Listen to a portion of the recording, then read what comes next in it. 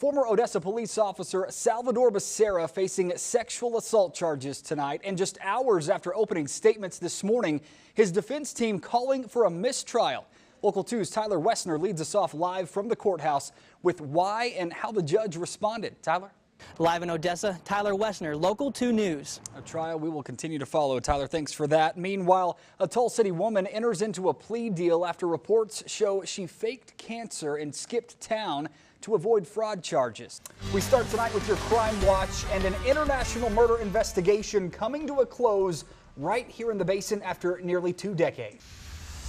We start with developing news out of Reagan County, a 200-acre grass fire burning as we come on the air tonight. Here's a look at video just into our newsroom. The Midland Police Department works to combat an increase in rapes across the Tulsa City. Newly released statistics show a 27% spike in the crime from 2014 to 2015. The Ector County Elections Office right now telling us Mike Griffiths in a very slim, narrow lead over Joe Commander for the Ector County Sheriff's position. As you see, 51-49. And that's how we begin tonight. We have team coverage on that tragic double homicide that left 2 parents dead in Odessa. Their 17-year-old son behind bars facing capital murder charges this evening. Local 2's Ryan Martin at the crime scene for us tonight, where investigators just wrapped up a search inside that home. And Local 2's Lupe Zapata standing by in our newsroom after speaking with a few classmates who knew the teenager suspected in this case. New at 5 tonight, a loaded gun found at the Midland airport. Officials say it was taken from a passenger at the security checkpoint. We start tonight with a spotlight on safety. It comes after 3 industrial accidents claimed the lives of 3 men, all in Midland County. Local media there say that a Brussels airport and subway were hit by bombs and that world terrorist group ISIS has taken responsibility for the carnage. 2 lunch ladies out of a job tonight after officials say they stole leftovers from a school cafeteria. The crimes stretch from Presidio to Odessa. Tonight we're learning what kind of discipline protocol comes into play when an educator is arrested. To continue throughout the night. That's right, Stephanie, thanks. We're joining Horace Brown over here in the Weather Center. Horace, obviously we saw a little bit of rain and snow falling where Ryan was, but that pales in comparison to what some of the areas did get earlier today. The coach has been demoted and reassigned. And sports reporter Jay Russell joining us now in the studio. A shocking story continues to unfold tonight. A 9-year-old boy dead after police say the mother failed to seek medical care for her child. That mom behind bars tonight. Local 2's Jenna Sands obtained court documents which reveal more about this case. Jenna's live in the studio. And Jenna, what have you learned? A human trafficking concern right here in Odessa. It comes after a local Facebook post surfaces offering a girl for sale. Local 2's Tyler Wessner was there as basin authorities saw this for the first time. Tyler leading us off live from the newsroom tonight. And Tyler, I understand an investigation is underway. Staying in Odessa, the man who police blame for a hotel stabbing finds himself behind bars tonight. Moving to Martin County tonight, bullets fly outside a Lenora post office, striking one man who says he was showing up for a date. Moving to Ector County tonight, ECISD Superintendent Tom Crow takes to Twitter to share why he's closing campuses at lunchtime.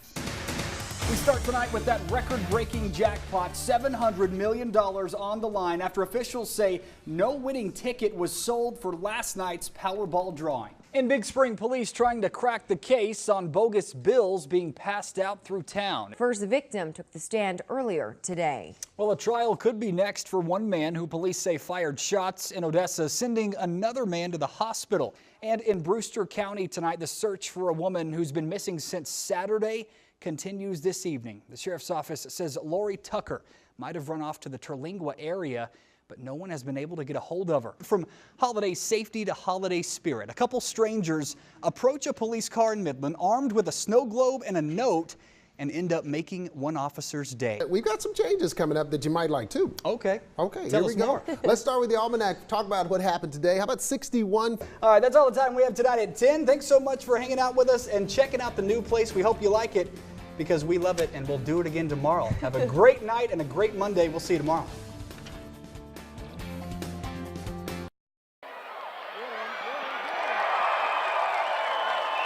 Lights, kickoff, action. Here in West Texas, for 4 months out of the year, high school football owns a night of the week. the crowds, the coverage, the culture. I've found that the amateur sporting spectacle intertwines education and economics almost as seamlessly as a well-executed flea flicker. A coach invests in his players, and school districts invest in their coaches. This is where the X's and O's become dollar signs. With that higher salary comes great accountability. Head football coaching positions at the Big Four Basin high schools pay about $123,000 a year. That's according to public records we obtained. The highest paid head football coaching position among public schools in San Antonio, a city with a population size 10 times bigger than Midland or Odessa, makes $15,000 less a year. That's according to a list compiled by the San Antonio Express News last December. Now, it's worth noting all of these head coaching positions also come with athletic administration responsibilities as well. And sure, the coaches do plenty on the field, but it's off the field where school officials say Basin football coaches prove they're worth the paycheck. These are difference makers. These are life changers. Todd Vesley serves as Executive Athletic Director for Ector County ISD. He says Odessa High and Permian High rank among the top 30 in Texas when it comes to enrollment, which factored into their decision about coaching salaries. Our research and our data doesn't show that our head football coaches are paid way beyond everyone else. Midland ISD Executive Athletic Director Randy Rowe offers additional insight into why these dollars make sense. I think the size of your school has a factor, the number of coaches, and then the expectation level set by administration and community and what they want to pay. I remember everyone I had from the time I was a little boy. Ryan Tucker is a testament to how valuable coaches can be. The former Midland Lee Rebel spent more than a decade playing in the NFL and won a Super Bowl with the St. Louis Rams. These days, Tucker works as an offensive line coach for Midland Christian. He's not interested in being a head coach, but he tips his hat to those who are.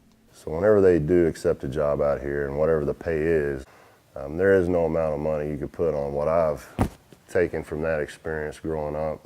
While a coach's success isn't always reflected in the win column, that's a shot, baby. District officials see it reflected in other students, cheerleaders, band members, even ROTC. Think about a Friday night in West Texas and what a positive impact educationally you're having for all those lives. Which makes the cost of a coach here in the Basin quite the bargain. Yeah, as far as putting a dollar amount on what these guys do, you really can't. I'm Tyler Thomason for Local 2 News.